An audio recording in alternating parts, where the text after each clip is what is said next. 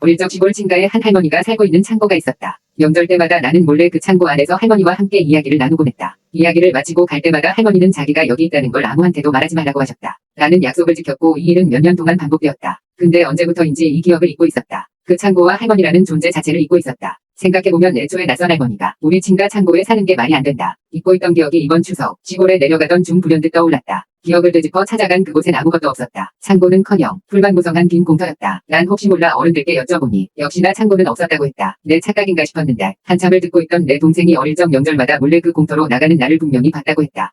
그 이야기는 누구에게도 하지 않았다고 한다. 머릿속엔 하고 싶은 말이 가득했지만 이상하게 입 밖으로 내질 못했다고 한다. 그냥 내가 공터에 앉아 중얼거리는 모습만 지켜봤다고 한다. 옆에서 조용히 있던 친척동생도 한마디 했다. 친척동생이 본 것도 역시 매년 공터에 나가 앉아있는 내 모습이라고 한다. 그리고 친척동생은 이유 모를 오싹함에 본능적으로 이 일을 들켜선 안 될 것 같다는 생각이 들었다고 한다. 이 이야기는 우리 집 식구 모두에게 전해졌고 많은 추측들은 있지만 정체가 무엇인지는 지금도 파악하지 못하고 있다. 그런데 뭔가 이상한 점이 있다. 명절 때마다 아이들이 사라졌는데 왜 아무도 몰랐을까? 왜 우린 서로 마주치지 못했을까? 같은 시각, 같은 장소에 있었는데 난 도대체 무엇을 본 걸까? 그 할머니는 누구였고 그 창고는 뭐였을까?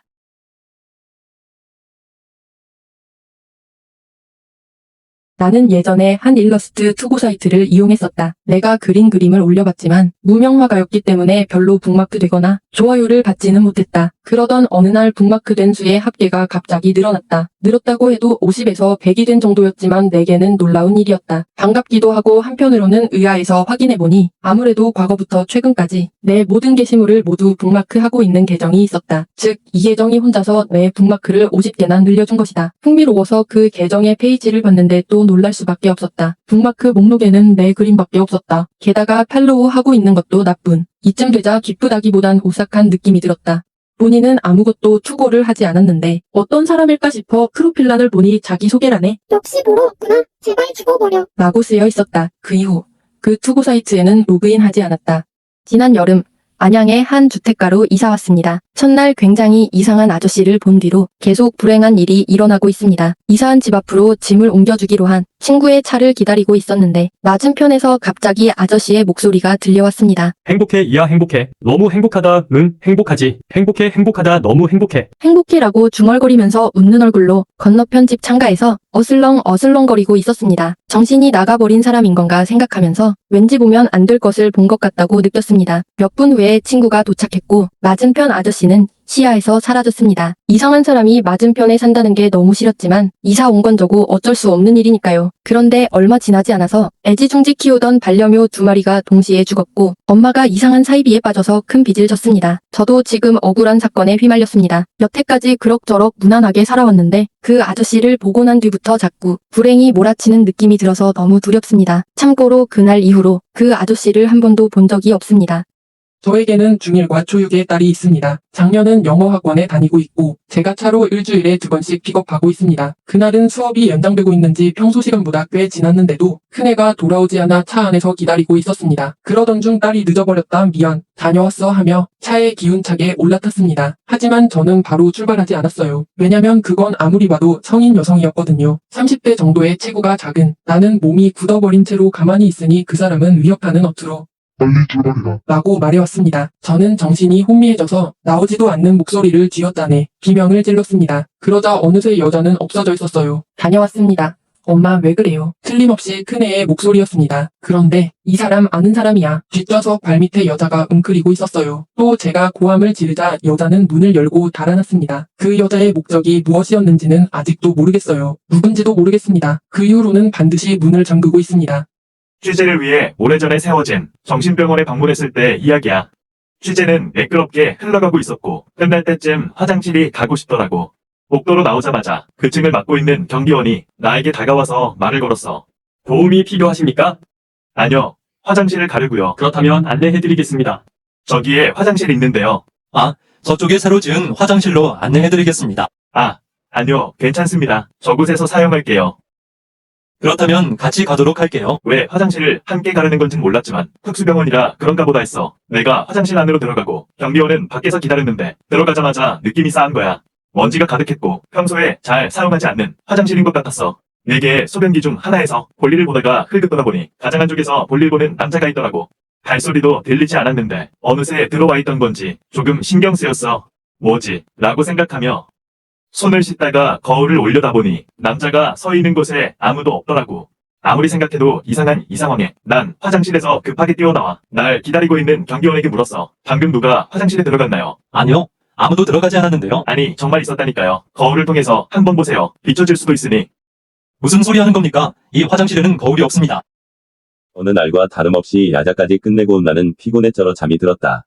몇 시간이나 잤을까? 갈증을 느껴 잠에서 깼지만 이불 밖에 한기가 싫었고 잠에 취해 이불 안에 누워 있었다. 그리고 순간적으로 방금 꾼 꿈의 내용이 머릿속을 스쳐갔다. 정확하지는 않지만 새파랗게 질렸다라는 표현을 쓰기에는 너무 말 그대로 파란 얼굴의 여성이 나를 응시하고 있는 꿈이었다. 눈동자가 크고 찢어진 눈은 눈알이 곧 튀어나올 것만 같았다. 꿈 내용이 생각나자 눈뜨기가 무서웠다. 갈증과 동시에 화장실도 가고 싶었는데 무서워서 눈을 한참 감고 있었다. 잠들기 전 스탠드를 켜놓고 잤으니 괜찮을 거야 하고 없는 용기 있는 용기를 다 쥐어짜내어 눈을 떴다. 다행히 아무것도 없었다. 급히 화장실을 다녀와서 물을 마시고 학교에 갈 채비를 했다. 그러다 또 어제의 꿈이 머릿속을 스쳤다. 아, 어제 그런 꿈을 꿨었지. 꽤나 무서운 개꿈이네. 교복을 입기 위해 다시 내 방으로 들어갔는데 문고리에 웬 긴 머리카락 몇 가닥이 걸려 있었다. 혼자 사는 나는 깊은 밤 늦게 빈집에 돌아왔다. 아무도 없는 어둡고 적적한 집이 적막한 것이 싫어서 나는 텔레비전을 켰다. 텔레비전에는 귀신처럼 분장한 사람이 앉아 머리를 숙이고 있었다. 나는 무슨 벌칙을 받는 것이거나 분장에 대해 보여주는 프로그램이라고 생각했다. 그 모습 때문에 더 무서워져서 나는 텔레비전을 껐다. 텔레비전을 껐는데도 그 여자는 거기에 그대로 있었다. 내가 사는 동네엔 인공굴이 있었다. 어린 시절 누군가에게 듣기로는 일제강점기 시절 경부선이 지나가면서 만들었다고 한다. 물론 지금은 공사를 해 자동차도 지나갈 정도로 확장되었지만 이 이야기는 아직 그 동굴이 작았던 무렵 내가 학생일 때 이야기다. 그날 친구와 그 동굴을 지나고 있던 때였다. 맞은편에서 한 할머니가 걸어오고 있었다. 할머니가 친구와 나를 지나치고 3-4 발자국을 더 갔을까. 이복의 학생하는 할머니의 목소리, 동굴은 소리가 울리니 우리 뒤에 누가 있었다면 발자국 소리로 알 수 있었을 터였다. 당연히 할머니가 우릴 부른 것이라 생각해 친구와 난 가던 길을 멈추고 그 할머니를 바라보았다. 할머니 또한 우리 쪽을 바라보고 있었다. 난 혹시 우리가 흘린 물건이 있어 불러세웠나 싶어 어두운 바닥을 내려봤다. 하지만 할머니는 우리를 향해 손짓하며 오라고 하고 있었다. 몇 걸음 되지 않았기에 내가 다가가려 하자 친구가 팔로 내 팔꿈치를 쿡 찔렀다. 야, 가자. 그러고는 친구 혼자 다시 가던 길로 걸어갔다. 같이 걷던 친구와 거리가 멀어지자 나는 조금 보폭을 빨리해 거리를 맞췄다. 왜 그래? 걸음은 유지한 채 뒤를 보며 저 할머니가 까지 말하고 나는 입을 멈췄다. 거기에는 아무도 없었다. 그 짧은 시간에 할머니가 사라진 것이다. 내가 잠시 상황을 이해 못하고 멍하니 있자 친구는 다시 가자 라고 말했다. 친구가 뒤를 돌아본 건 아니었지만 왠지 친구는 알고 있는 것 같았다. 하지만 돌아올 대답이 무서워. 나는 아직까지도 진실을 묻지 못하고 있다. 이 콘텐츠는 온에어 스튜디오에서 만들어졌습니다. 채권자와 채무자, 사람이 많지 않은 지하철역 등에서 3-4명 정도의 패거리가 한 사람을 둘러싸고 빌린 돈을 갚아라 혹은 내 남편 아내와 놀아난 게 이놈이지라고 소리치며 집단 구타한다. 이 경우 많은 사람들이 외면하게 되므로 인신매매단이 수월하게 상대를 납치할 수 있다. 내가 건설 현장 인부로 일하던 시절 동호대교 보수공사 현장에 있을 때였다. 나는 시멘트를 물에 개기 위해 시멘트 봉투를 열었는데 그 안에서 편지 하나가 툭 떨어졌다. 이 시멘트에는 내가 사랑하는 그이가 들어있습니다. 공장에서 오랫동안 제가 짝사랑만 해오던 그이는 사고로 분쇄기 안에 떨어져 석회석과 함께 빨려 들어가 버렸습니다. 괜찮으시다면 이 시멘트를 사용한 장소를 저에게 편지로 알려주시기 바랍니다. 벽이나 다리가 된 그이를 만나러 갈 테니까. 어느 날 저녁, 수많은 노숙자들이 진을 치고 앉아있는 역 앞광장에 한 무리의 자원봉사자들이 나타났다. 소속 마크도 없고 나타난 때도 이상해서 고개를 갸웃거리는 노숙자들에게 자원봉사자들은 아무 말 없이 싱긋 웃으며 빵과 우유를 나눠줬다. 그리고 다음날 아침, 노숙자 몇몇이 있어야 할 자리가 텅 비어 있었다. 일부 대형 병원의 경우 기형아로 태어난 아이들만 따로 모은 방이 있는 것 같다. 아무래도 다른 정상아들과 같이 둘 경우 혐오감이나 병원 이미지 문제도 있고 기형아 부모들에게도 정상아들과 자신의 아이를 같이 보는 것은 매우 견디기 힘든 일일 테니까. 어쨌든 아는 사람 중에 그 기형아 병동에 청소 아르바이트를 하던 사람의 이야기. 기형아라고는 해도 처음에 다소 무서울 뿐 어차피 아기들일 뿐이고 익숙해지면 역시 귀엽다는 생각이 든다고 한다. 그런데도 그 알바를 계속할 수 없었던 이유는 그 부모들 때문. 그 기형아들의 머리맡에서 말없이 뜨개질만 하는 애엄마들의 우울함은 정말 섬뜩할 정도였다고 한다. 서로에 대한 말이 단 한마디도 없는 방. 그 우물하고 무서운 분위기가 도저히 참을 수 없었다고. 이 콘텐츠는 온에어 스튜디오에서 만들어졌습니다. 나의 생일날 집에서 파티를 열었어. 집안에서 친구들 모두 모여 기념사진을 찍었는데 이상한 것이 비쳐버렸어. 등 뒤에 옷장에서 창백한 얼굴에 새빨간 눈을 한 낯선 여자가 얼굴을 내밀고 이쪽을 노려보고 있었어. 우리들은 너무나 무서워서 영능력자를 수소문해서 그 사진을 감정받았지. 그랬더니 이 사진에서는 연기가 느껴지지 않는군요. 심령 사진이 아닙니다. 나지 뭐야. 에이 괜히 깜짝 놀랐잖아. 난 또 귀신인 줄 알았네. 다행이다. 한독신 남자가 고달프게 일을 하며 살고 있었다. 그는 자신의 직업이 너무나 따분하고 재미가 없었고 밤늦게까지 계속 이어지는 긴긴 야근에 매우 피로했다. 그러던 그는 집에 돌아가는 길에 멀리 한 아파트에서 한 여자의 모습을 보았다. 거리가 멀어서 정확한 모습은 볼 수 없었지만 그 자태는 아름다워 보였다. 그녀는 음악에 맞추어 뛰고 왔다 갔다 하며 춤을 추고 있었다. 그런데 그 모습이 정말로 아무 걱정 없이 자연스럽게 음악에 몸을 맡긴 듯 보였다. 지친 밤 퇴근길에 보이는 그녀의 모습은 매일 밤 항상 그렇듯 평화롭고 기쁜 모습이었다. 남자는 마침내 그녀에게 문득 사랑에 빠지게 되었다. 남자는 결국 용기를 내어 휴가를 내고 낮에 그녀의 아파트를 찾아갔다. 아파트에 아무 대답이 없고 문은 열려 있어 들어가 보았다. 남자의 눈앞에 보인 것은 아파트 천장에 목을 매달고 죽어있는 여자의 시체였다. 시체는 바람이 불 때마다 전우좌우로 왔다 갔다 하며 흔들리고 있었다. 한산도 작사, 배경호 작곡, 문주란 노래의 1966년 작 인기가요로 동숙의 노래 많은 노래가 있습니다. 가사는 아래와 같습니다. 너무나도 그님을 사랑했기에 그리움이 변했어 사무친 미움, 원한 맺힌 마음에 잘못 생각에 돌이킬 수 없는 죄 저질러 놓고 그 느끼면서 울어도 때는 늦으리. 그런데 이 가사는 실제 오동숙이라는 범인이 저지른 살인미수 사건이 모티브 되었다는 얘기가 있습니다. 어려운 형편으로 어린 나이에 가발 공장을 다니던 동숙은 중학교 검정고시를 위해 학원에 다닙니다. 그러다 학원 강사를 사랑하게 되어 정주고 마음 주고 사랑도 줬는데 알고 보니 학원 강사는 약혼자가 있었고 곧 결혼한다는 소식을 듣게 된 것입니다.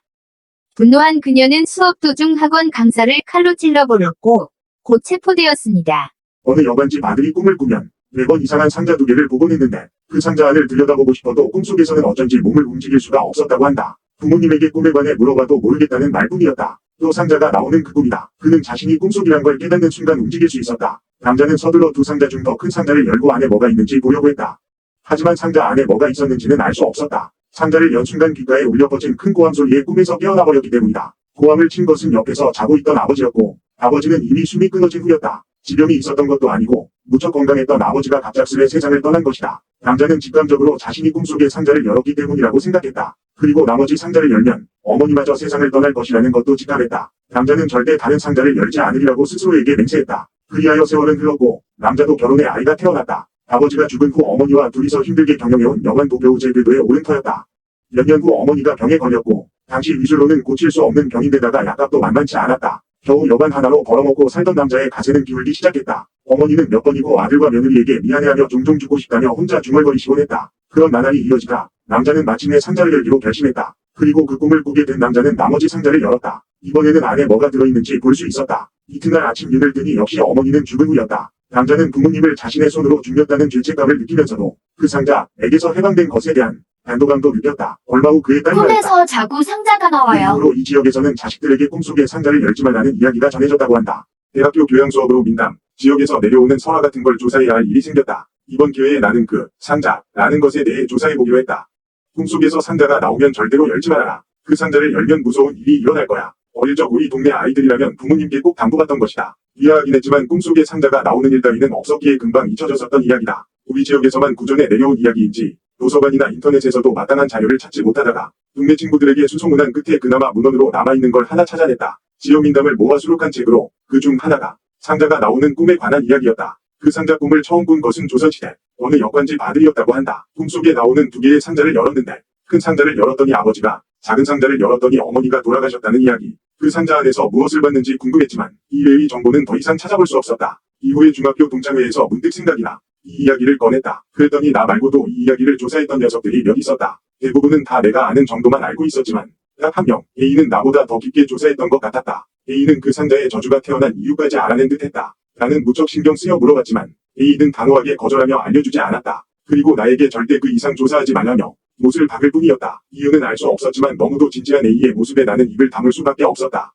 그 후 그 상자에 관해 잊고 살고 있었다. 근데 최근 다른 친구 녀석에게 이런 문자가 하나 왔는데 A가 말한 대로 절대 그 상자의 유래를 조사하면 안 돼. 라는 연락을 끝으로 자취를 감췄다. 도대체 그 상자엔 어떤 유래가 얽혀 있는 걸까?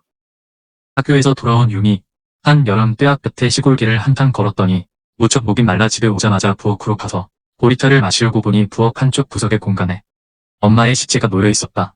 깜짝 놀라 컵을 떨어뜨리며 비명을 지르려던 순간 옆 방에서 아빠가 걸어 나왔다. 유미 침착하고 잘 듣거라. 엄마가 바람을 피웠단다. 너도 버리고 다른 남자를 따라서 나가려고 해서 그래서 싸우다가 이 애비가 그만 엄마를 죽여버리고 말았단다. 하며 울기 시작했다. 너무나도 충격적인 상황이었지만 오히려 그 도를 넘은 충격적인 상황에 유미는 침착해졌다. 그리고 생각했다. 아버지를 교도소에 보냈다가는 친척도 없는 유미 자신은 고아원에 맡겨질 것이 분명했다. 유미는 입술을 깨물며 다짐했다. 아버지를 경찰에 보내지 않기로. 이대로 둘이 함께 살기로 했다. 그녀는 아버지를 바라보며 고개를 끄덕였다. 그리곤 자신의 방으로 들어왔다. 교복을 갈아입으려 하는 순간 방 구석에 작은 메모 종이가 떨어져 있었다. 유미, 도망치거라. 아버지가 미쳤어. 남편과 아내, 그리고 부부의 5살짜리 아들이 한 펜션으로 놀러왔다. 아내가 펜션에서 짐을 정리하는 동안 남편과 아들, 두 사람은 펜션에서 좀 떨어진 호수까지 산책하며 구경하고 있었다.